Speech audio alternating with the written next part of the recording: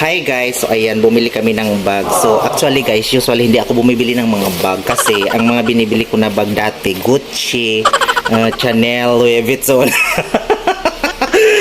Pero this time, I really bought this guys because I think it's really meant for me talaga dahil dito sa pangalan na ito. Nakikita nyo yan? Ready na ba kayong makita kung anong pangalan ng bag na ito?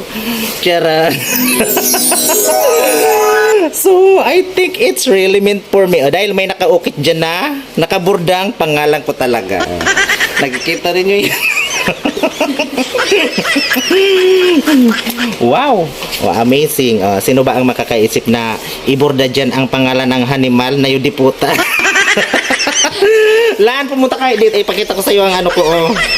Ang bag ko na nakaano dyan, nakabordang pangalan.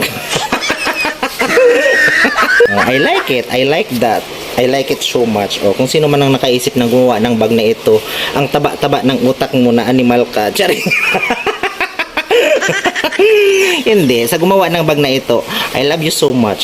Mahal na kita. Nakikita mo yan, no? Diba?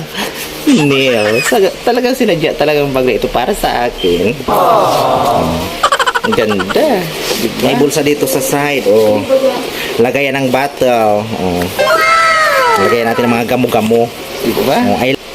Sige na guys. Bye.